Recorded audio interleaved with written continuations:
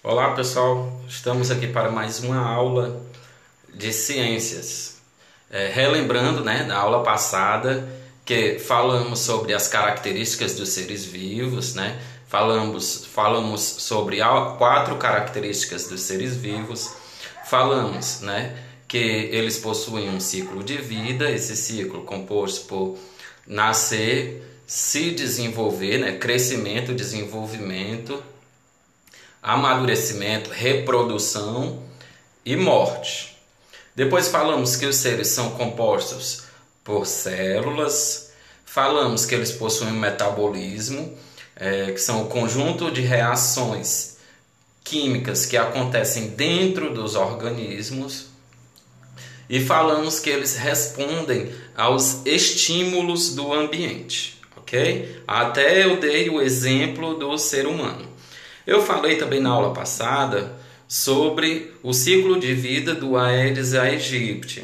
Eu falei que é apenas a fêmea capaz de transmitir a doença, porque só ela que se alimenta do sangue humano.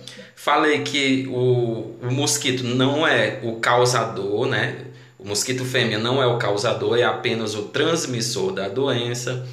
Falei que no seu ciclo de vida, após a fêmea colocar as larvas, os ovos, desses ovos se desenvolvem as larvas, depois dessas larvas o inseto adulto, ele vai procurar sua alimentação, sugando o sangue das pessoas, lembrando que antes dele se alimentar de uma pessoa já contaminada, ele era sadio, ele só se contamina ao picar uma pessoa que está contaminada, e ele vai simplesmente ser vetor dos vírus que já estavam na pessoa, e assim espalhando a doença. Depois há o acasalamento e fecha o ciclo com a nova reprodução, ok?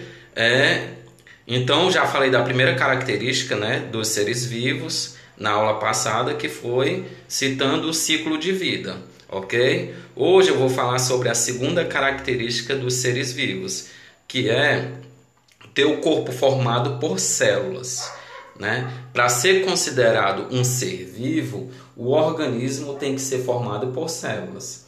Lembrando que existem seres que são formados por uma única célula, como as bactérias, como os protozoários e como algumas algas. Sim, existem também alguns fungos que são formados por uma única célula. O corpo dele inteiro é uma única célula. É por isso que são seres que não dão para ver a olho nu, são seres microscópicos, ok? E existem também os seres que são multicelulares, formados por muitas células, até milhares, bilhões de células, como no caso do ser humano. Somos seres chamados de multicelulares porque possuímos várias células. E a teoria celular tem três afirmativas básicas. A primeira afirmativa da teoria celular é a seguinte: todos os seres vivos são formados por células. Em pleno século XIX, o cientista Robert Hooke estava observando pedaços de cortiça de uma árvore em um microscópio.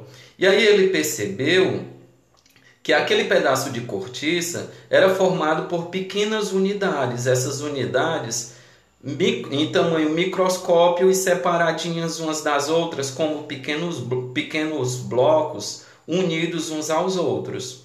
Como eram unidades bem pequenas, ele deu o nome de célula, ou seja, ele quis dizer célula, pequenas células individualizadas. E aí ele foi observar outros seres vivos e percebeu que todos eles também, os seus tecidos eram formados por pequenas células unidas, E elaborou assim a primeira afirmação da teoria celular, em que diz que todos os seres vivos têm o corpo formado por células. A segunda afirmativa da teoria celular é a seguinte: as células são a unidade básica da estrutura e funcionamento dos seres vivos. O que isso quer dizer? Quer dizer que o centro de funcionamento, o centro das reações de um organismo acontece dentro das células. Ou seja, a respiração, né, que ocorre nos seres humanos, por exemplo, ela acontece em nível celular. O oxigênio que colocamos para dentro do nosso organismo, na verdade, ele vai para dentro das nossas células. E dentro das nossas células, esse oxigênio é utilizado para a respiração celular. Os alimentos que ingerimos, eles também vão para dentro das nossas células. E dentro das nossas células acontece uma série de reações com esses alimentos, com esses nutrientes, para que as células tenham energia vital, para que as células consigam crescer, para que as células consigam se reproduzir. Então, a reação de digestão e a reação de alimentação também ocorrem dentro das células, ou seja, estão percebendo que o centro das reações que acontecem no nosso organismo são as células? Então, o centro de funcionamento, ou seja, a base de funcionamento do organismo são as células.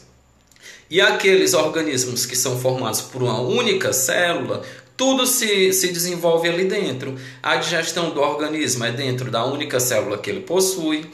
A respiração do organismo é dentro da célula que ele possui. E assim, todas as reações vitais ocorrem dentro da célula, ok? Então, a célula é a unidade básica, tanto da estrutura como também do funcionamento do organismo, ok? A terceira afirmativa, né, da teoria celular é que a célula só pode originar outra por meio do processo de divisão celular, é a reprodução celular. Assim como os seres vivos, né, os seres multicelulares, como no caso da gente, dos seres humanos, para que se origine um bebê, um filhote da gente, tem que ocorrer a reprodução. No caso das células também. Para surgir uma nova célula, tem que ocorrer a reprodução de uma célula anterior. Só que tem uma pequena diferença entre esses tipos de reprodução, né? No caso da gente, precisa de dois seres, né? Um macho e uma fêmea, para que ocorra a reprodução. No caso das células, uma única célula consegue se multiplicar em duas. Se divide em duas e cresce. Cada uma dessas novas também se divide em duas e cresce, e assim continua a reprodução celular. Uma célula não surge do nada. Assim como um ser humano também não surge do nada. Tem que haver a reprodução, ok? Então, a terceira afirmativa da teoria celular é que uma célula só pode originar outra por meio da divisão celular.